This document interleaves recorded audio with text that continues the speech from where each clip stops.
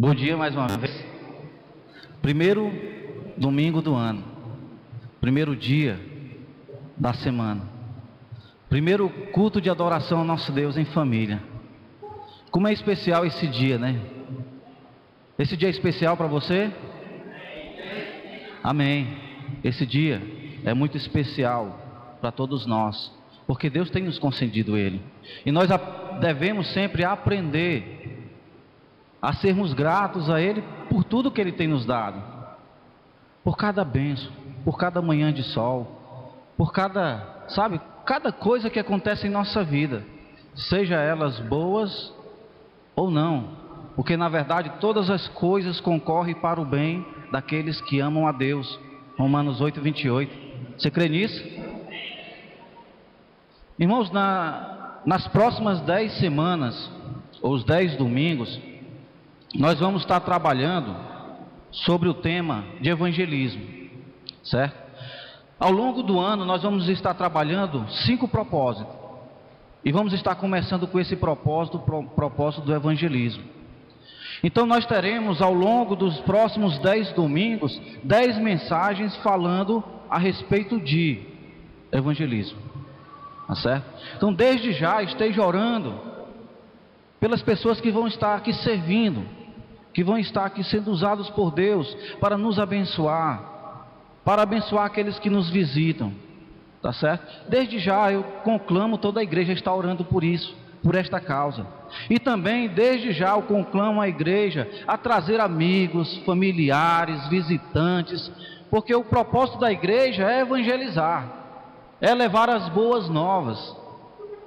E nada melhor do que você trazer alguém que você ama, que você conhece, que você deseja transmitir a palavra de Deus, o evangelho para ela, ou para ele. Então desde já vamos estar orando e estar agindo em relação à questão do evangelismo. Eu pediria aos irmãos que, por favor, abram suas Bíblias em Gênesis, livro de Gênesis, capítulo 3.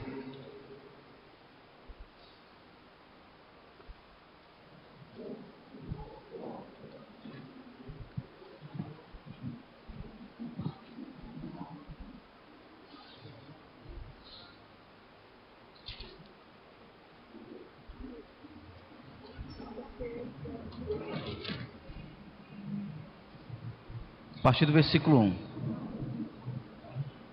Leiamos. Mas a serpente, a mais sagaz de todos os animais selváticos que o Senhor Deus tinha feito, disse à mulher: é assim que Deus disse: não comereis de toda árvore do jardim? Respondeu-lhe a mulher: do fruto das árvores do jardim podemos comer, mas do fruto da árvore que está no meio do jardim, disse Deus: dele não comereis, nem tocareis nele, para que não morrais. Então a serpente disse à mulher: é certo que não morrereis, porque Deus sabe que no dia em que dele comerdes, se vos abrirão os olhos, e como Deus sereis conhecedores do bem e do mal. Vendo a mulher que a árvore era boa para se comer, agradável aos olhos, e árvore desejável para dar entendimento, tomou-lhe do fruto e comeu, e deu também ao marido, e ele comeu. Abriram-se então os olhos de ambos, e percebendo que estavam nus, coseram folhas de figueira e fizeram cintas para si. Quando ouviram a voz do Senhor Deus, que andava no jardim pela viração do dia, esconderam-se da presença do Senhor Deus, o homem e sua mulher, por entre as árvores do jardim. Vamos orar ao nosso Deus. Meu Deus e meu Pai, meu Senhor, nosso Deus, nos abençoa, Senhor, na leitura da Tua palavra, nos abençoa, Senhor Deus, na compreensão da Tua palavra, nos ajuda, Senhor Deus, a compreendermos as Tuas verdades. Abre o nosso entendimento, Senhor. Retira de nós todo preconceito, toda mentira de ensinos, de enganos, de experiências que temos vivido. nos ajuda, Senhor Deus, a estarmos abertos aos Teus ensinamentos, à Tua palavra. Nos ajuda, por meio do Teu Espírito Santo que habita em nós e que está entre nós, possa isso assim acontecer, para a glória do Teu nome, em nome de Jesus. Amém e amém. Desde o princípio de todas as coisas, Deus sempre agiu de forma misericordiosa com toda a humanidade. Houveram muitos acontecimentos tristes durante a humanidade, a história da humanidade. A bomba em Hiroshima, nuclear, devastadora, dizimou parte da humanidade. O nazismo, milhões e milhões de pessoas mortas, um regime cruel, do mal, que também dizimou parte da humanidade. Pestes e mais pestes, ao longo da história, dizimando a humanidade. Mas sabe de uma coisa, irmãos? Nenhum desses acontecimentos foi tão cruel, tão trágico, tão terrível, quanto esse narrado em Gênesis capítulo 3. A bomba lançada em Hiroshima pôde afetar sim a vida de algumas pessoas, trouxe morte, até hoje existe sequelas, mas o campo de atuação dela se restringe e se restringiu ao físico. As pestes levou muita gente, familiares chorando a perda de seus entes queridos. O regime de Hitler e muitos outros que surgiram também. Mas todos esses se restringiram ao físico, ao dano físico. Esse traz consequências físicas e eternas, que desde o seu início até o final dos tempos vai nos perturbar. Toda a humanidade, em todos os países, em todos os tempos. O pecado. Mas sabe, desde o princípio de todas as coisas, Deus sempre agiu de forma misericordiosa com toda a humanidade. Essa que por causa do pecado se distanciou e continua se distanciando dele. Há dois atributos de Deus que se evidenciaram de forma muito mais forte depois da queda do homem, que é a misericórdia e o seu amor. E eu creio que, movido por esses dois atributos, é que Deus tem traçado um plano de salvação para toda a humanidade. Foi movido por esses atributos que Deus tem buscado o homem ao longo do tempo, desde Adão, e será até o último dia, Deus buscando salvar o homem. Mas essa salvação, ela não poderia ser de qualquer forma, a qualquer preço, porque Deus, além de ser misericordioso e amoroso, existem outros atributos que fazem parte da sua pessoa, porque Deus também é justo e é santo. Ele sendo santo, Ele não poderia aceitar o pecado, conviver com o pecado, permitir o pecado, por causa da sua natureza de santidade, ser santo. Também por causa da sua justiça, Ele não poderia simplesmente passar uma borracha e apagar o erro cometido pelo homem, porque se há justiça, há punição, e por causa do pecado o homem precisaria ser punido. Portanto, o plano de Deus teria que ser coerente com o que Ele é, com a sua pessoa. não negando nenhum dos seus atributos, da sua natureza. Portanto, não foi fácil a questão do plano de Deus para a salvação do homem. Mas Deus busca o homem, busca salvar o homem, mas busca salvar o homem de quê? Deus busca salvar o homem do pecado e das suas consequências. Mas o que é pecado? O que é pecado para nós? Para você, para mim? A resposta a esse questionamento, ele não pode ser encontrado, ele não deve ser encontrado na filosofia humana. Pois para a humanidade o pecado ele é relativo.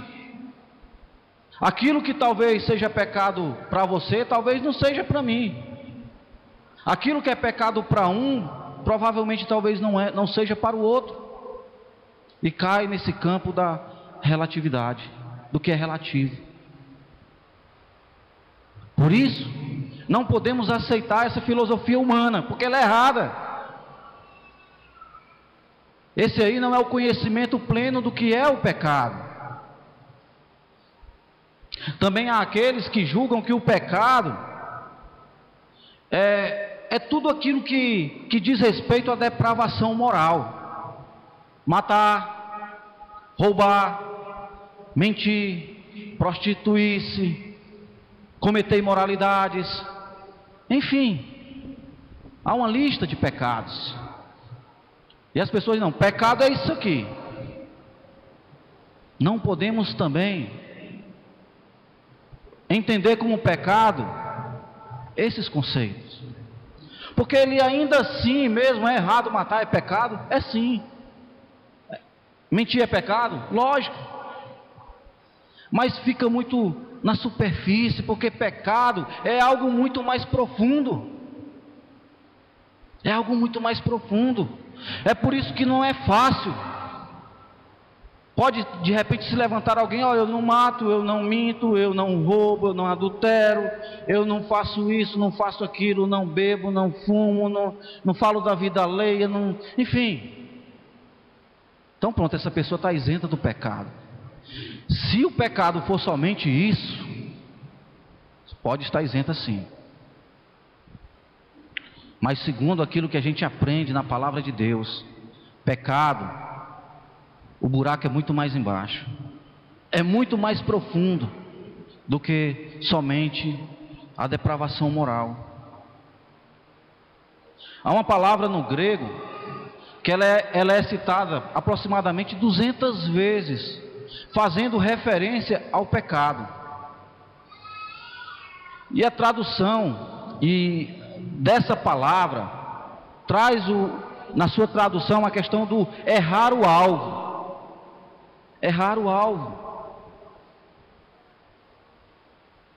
O que é isso?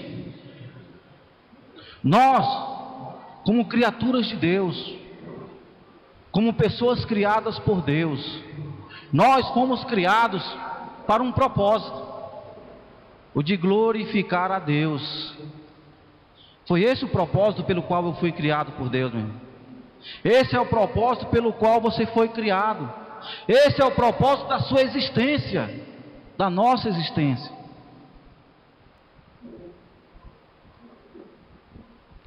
Mas sabe de uma coisa? Toda vez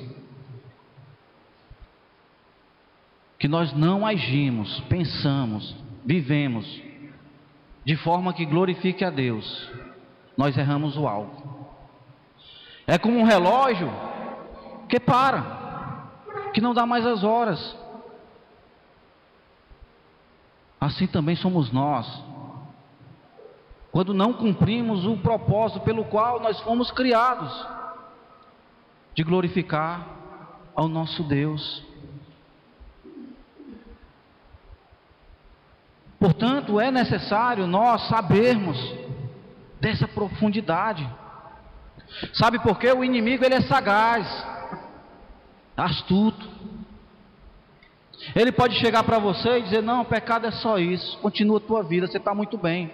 Ou então pode chegar para aquele que se acha o santarrão Dizer, você não precisa mais de nada, pai, você é melhor do que todos. Você está no nível acima. Mentira de Satanás. Romanos, capítulo 3, versículo 23. Todos pecaram. A palavra engloba todos, sem exceção. Todos pecaram. E, portanto, todos carecem da graça, da misericórdia, da glória de Deus. Todos precisam de Deus para a salvação, sem exceção, porque o pecado é profundo. Porque o pecado é profundo, e meu irmão, não adianta você levantar, eu não tenho pecado. Já se fez pecador só em levantar e falar isso, porque você não está reconhecendo que você precisa da graça e da misericórdia de Deus. Todos nós, sem exceção, precisamos e carecemos da misericórdia do Senhor, da misericórdia de Deus. O pecado, ele é danoso, irmão. Ele traz danos profundos, não só para o corpo, mas principalmente para a alma. Ele não só quebra relacionamentos entre nós, mas entre nós e Deus. Veja só a situação de Adão e Eva. Veja só o que o pecado traz para a vida deles. Será que nós temos compreendido verdadeiramente o que é o pecado? Para você que nos visita, você tem compreendido o que é o pecado? Não é só deixar de errar. Não é só deixar de errar. Há um escritor que ele diz que no mais íntimo do coração do homem há amontoados de mazelas, de maldade. Isso faz me lembrar em Gênesis, quando Deus vai anunciar o dilúvio a Noé, ele vai dizer que o coração do homem era continuamente mau e todos os desígnios do seu coração. O homem era continuamente mau e todos os desígnios do seu coração. Meu irmão, você é homem, é ser humano. Minha irmã, nós somos seres humanos, frágeis, contaminados, corrompidos pelo pecado. Você pode se admirar às vezes de uma pessoa tranquila, né, uma pessoa zen, e de repente aquela pessoa comete um ato, você diz, eu não esperava que essa pessoa fizesse tal coisa. É o coração do homem, é o que está lá dentro no íntimo. Você já deve ter se surpreendido com alguma atitude sua, que você depois se arrependeu, chorou, queria ter apagado isso, não ter feito, mas é o que está lá no coração, meu irmão. É a natureza decaída, é o pecado, que quer queira, quer não, vai fazer parte de nossas vidas, até o último dia. Há uma eterna luta, e a nossa luta é contra o pecado, é contra essa nossa natureza pecaminosa. É uma luta entre a carne e o espírito, entre o pecado e buscar a vontade de Deus. Você não está isento dessa luta. Você pode até não fazer parte da igreja, você pode até não ter aceitado Jesus na sua vida, mas você não está isento desta luta. E eu diria, cuidado, pelo contrário, você está mais fragilizado nesta luta, porque ele, até o momento em que você não reconhece a Jesus, ele está te vencendo, ele está te destruindo, literalmente em duas situações, física e espiritual. Pecado é devastador, meu. Imagine uma bomba atômica caindo sobre sua cabeça. É ruim? Eu jamais gostaria, não quero nunca na minha vida ver essa cena. O pecado é maior ainda a destruição. é pior do que essa bomba. E nós convivemos com ele todos os dias. Todos os dias. Portanto, é muito importante nós termos esse conhecimento para que não sejamos enganados. Para as coisas boas, nós gostamos de ser enganados, não é verdade?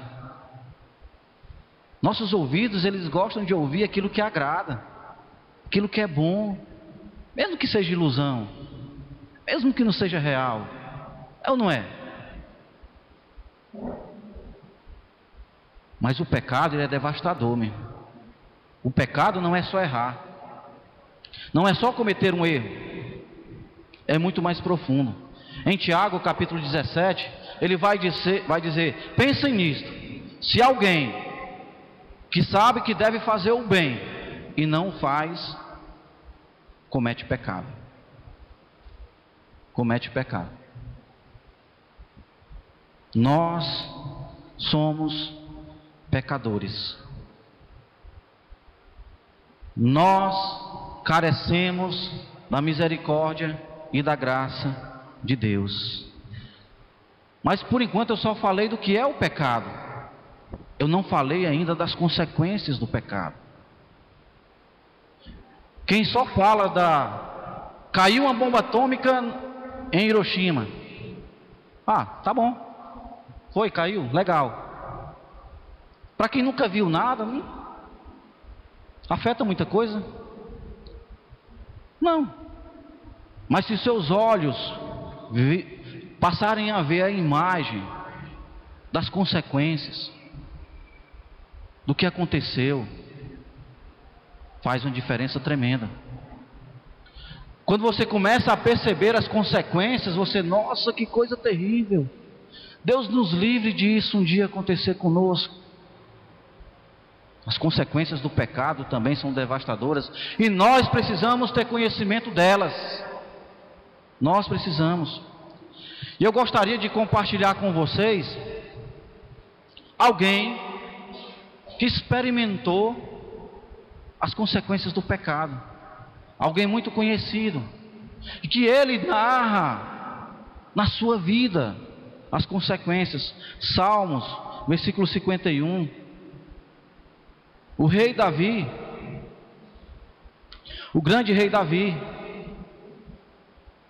homem segundo o coração de Deus,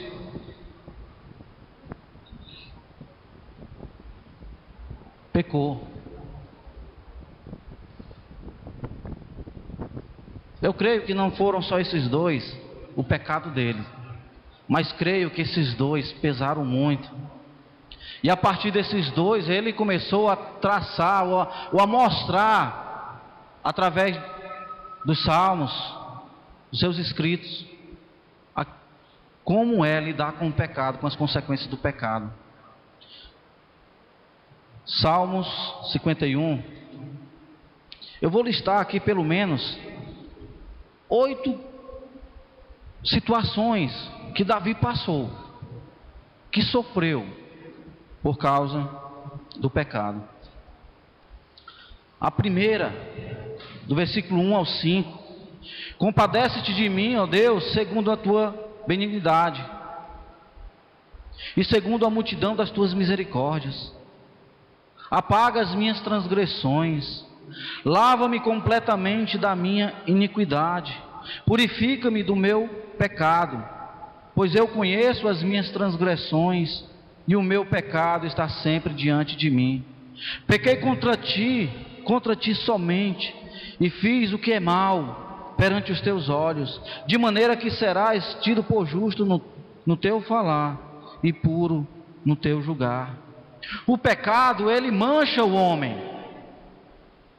Ele manchou a reputação do rei Davi. Ele manchou Adão e Eva. Ele manchou toda a humanidade. Ele manchou a minha vida. Ele manchou a sua vida. Ele pode estar manchando a sua vida, se você ainda não aceitou Jesus. As consequências do pecado. Mancha, suja, denigre a imagem. Você já pensou quantas pessoas se levantam como homem de Deus e de repente caem na cilada do inimigo, se envolvem em pecados, fica manchado. Mas isso não podemos aplicar somente a rei Davi, porque está ilustrado, somente a pregadores famosos, somente a homens de Deus da história. Isso se aplica a mim e a você, no anonimato. No anonimato.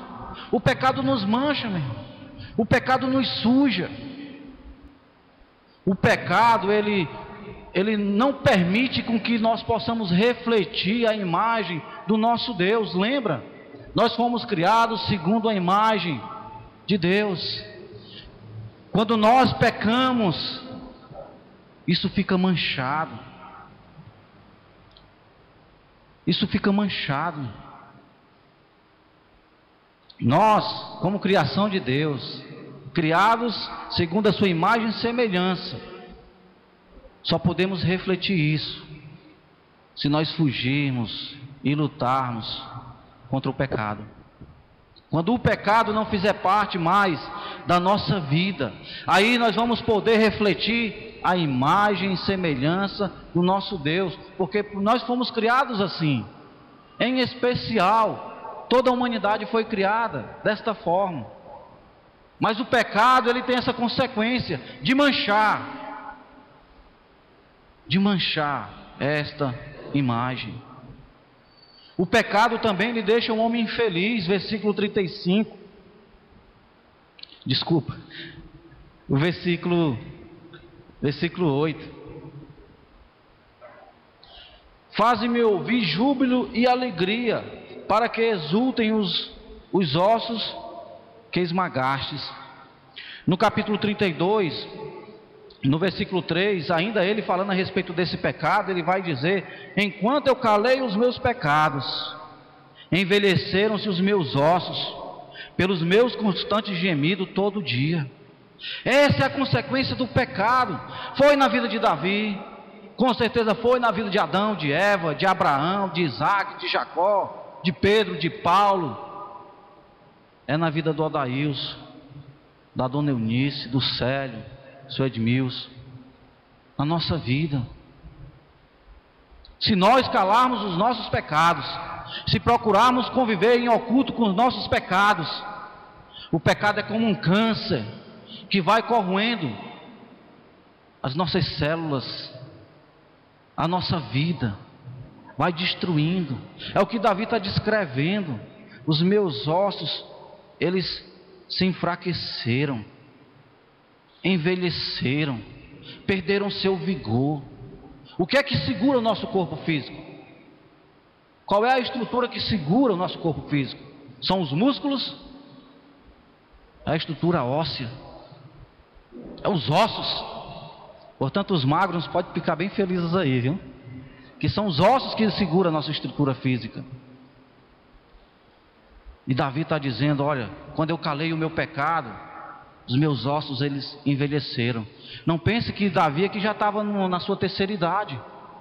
Não, valente de guerra ainda, homem de guerra, homem forte, vigoroso. O pecado, ele traz essas consequências, meu irmão. Não podemos brincar com o pecado. Você que nos visita, não brinque com o pecado. Eles trazem consequências físicas também, problemas emocionais, existenciais,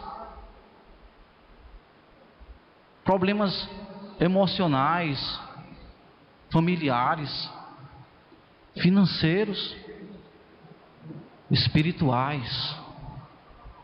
O pecado, ele age de forma destruidora, avassaladora. O pecado afasta da presença de Deus. Versículo 11.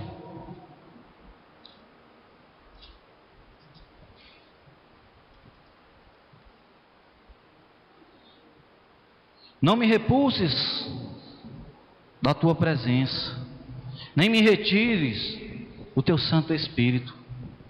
Uma das primeiras consequências para Adão e Eva foi ser expulso. E olha só, eles apenas ouviram o pisar de Deus no jardim.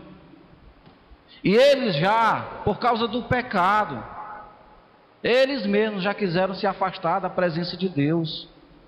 Porque não há comunhão entre as trevas e a luz, entre o santo e o profano.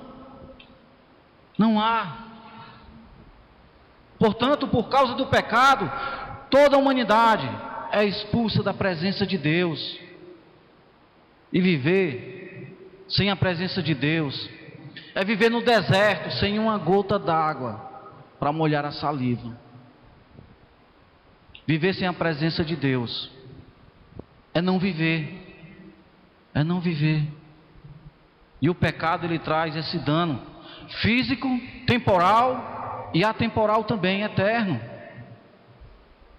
O pecado, ele traz o dano eterno, porque não é ficar longe da presença de Deus somente aqui, é experimentar o afastar-se de Deus por toda a eternidade. É por isso que Jesus, por diversas vezes, ele vai retratar isso como um lugar de tormento, onde vai haver ranger de dente, onde vai haver sofrimento, porque o homem sem Deus, ele não é nada, ele não é nada, ele perde o sentido da sua existência. Não é à toa que há tantas pessoas aí que correm atrás do dinheiro, correm atrás da fama, correm atrás do poder, correm atrás de algo que possa satisfazer, algo que existe dentro dele, que somente Deus pode preencher. Ele vai morrer andando atrás de coisas que preencham o vazio da sua existência e não vão conseguir, porque esse vazio só é preenchido por Deus. E o pecado, ele traz esse dano para as nossas vidas, nos afasta de Deus. O pecado, ele entristece o espírito. Ele entristece o espírito. Versículo 12: restitui-me a alegria da tua salvação, sustenta-me com um espírito voluntário. Na verdade, o pecado, ele traz essa consequência. Quando nós pecamos, quando nós erramos, nós ficamos tristes, em primeiro lugar, com nós mesmos. Eu falhei, eu pequei, eu caí. Isso nos entristece. E quando nós olhamos para as pessoas em volta, aí é que nos entristecemos mesmo, porque nós decepcionamos algumas pessoas, amigos, familiares, pessoas bem próximas, pessoas que provavelmente olhavam para a gente e tinham uma referência. Entristecemos, principalmente quando nós olhamos para Deus.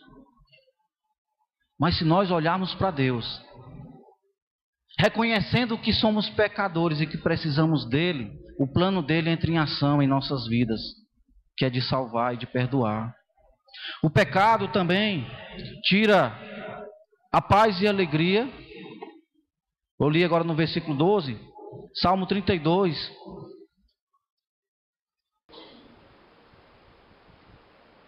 Versículo 4: porque a tua mão pesava dia e noite sobre mim, e o meu vigor se tornou em sequidão de estio. A mão de Deus pesava sobre Davi. Por quê? Porque Deus é justo, porque Deus é santo, e Davi reconheceu que era pecado. E o pecado produz isso. Ele tira a paz, ele tira a alegria, ele tira o vigor, a disposição. Não é assim entre a gente? Quando nós falhamos e pecamos, perdemos o ânimo. Muitas vezes não queremos vir aos cultos, não queremos manter a comunhão com os irmãos, não nos sentimos dispostos a fazer nada. Consequência do pecado, meu irmão. E aí qual a atitude que deve acontecer? A mesma de Davi. versículo 5: confessei-te o meu pecado e a minha iniquidade, não mais ocultei. As consequências do pecado, elas são devastadoras. Ela escandaliza o nome do Senhor. Em 2 Samuel, capítulo 12, versículo 14, falando ainda desse pecado de Davi, Natã, ele chama Davi, ele repreende Davi, e ele diz que o testemunho de Davi está trazendo escândalo ao nome de Deus, aquilo que ele fez. E o pecado faz isso. Quando nós pecamos, quando nós erramos, quando nós falhamos, tudo bem, tem a nossa reputação, tem o nosso estado, mas tem o Senhor. Nós não afetamos somente a nós, nós escandalizamos o nome do Senhor. O pecado, ele é devastador, ele é terrível, ele afeta o seu testemunho perante o mundo. Estou aqui pregando, falando de Jesus, e se de repente alguém que está aí sentado do seu lado convive comigo, e de repente eu andei ou falhei em alguma coisa, tudo que eu falei aqui para aquela pessoa vai cair por água abaixo, não vai merecer crédito, por causa do pecado, por causa do erro. Então o pecado, ele tira o poder do nosso testemunho. Como eu vou falar de algo para alguém se eu não estou conseguindo viver aquilo? Como eu vou falar que Jesus salva, que a gente precisa andar nele, se eu não estou andando nele, se eu não estou o seguindo como ele tem me ensinado a seguir? O pecado, ele é devastador, meu irmão. Ele é devastador. E por último, o pecado, ele leva o homem ao juízo. Juízo físico, temporal, juízo eterno. As consequências do pecado. Lembra o que Deus falou para Adão e Eva? Que eles eram pó e ao pó tornariam, por causa do pecado. Natã vai falar para Davi, no versículo 15, que aquele filho queria ser concebido, ele iria morrer por causa do pecado. Juízo. Saiba você, nós, que há um juízo para o pecado.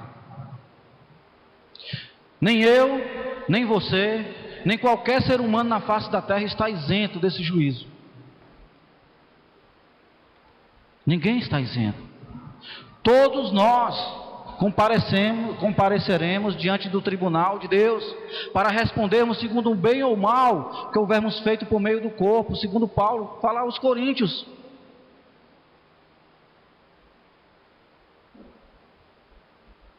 Nós precisamos lembrar disso também. Você que nos visita precisa lembrar disso também. Há um juízo, porque Deus é justiça. Então o plano dele, ele não vai fechar os olhos para o pecado, porque ele nos ama, porque ele é misericordioso, porque ele negaria a sua natureza, o seu atributo de justiça. Por causa da justiça dele, por causa dele ser justo, e a justiça dele não é nem de longe comparado com a justiça humana. Pelo amor de Deus, não vamos. Ele é justo mesmo, fiel, e por causa dessa justiça ele não pode fechar os olhos ao pecado. Então todo o pecado receberá o seu juízo, morte. Mas não é só a morte física, essa todo mundo vai passar um dia. É a morte eterna, é a morte espiritual, é estar ou não na presença de Deus eternamente. Eu espero, e esse é o meu desejo nessa manhã, que eu, você, todos nós possamos sair daqui desse lugar preocupados com o pecado. Amém? Preocupados.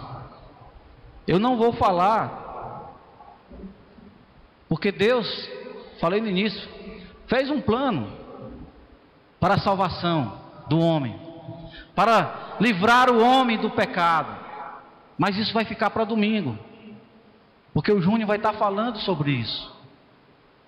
Que plano é esse? O que é que Deus fez para que nós pudéssemos nos livrar desse horror, disso devastador que é o pecado? Então domingo, todos vocês vão estar aqui presentes para ouvir sobre isso, se assim Deus permitir. Tragam seus amigos, tragam seus vizinhos, tragam seus familiares, porque o pecado não atinge só um grupo, é toda a humanidade, e todos, sem exceção, carecem da misericórdia de Deus. Amém? Vamos ficar em pé.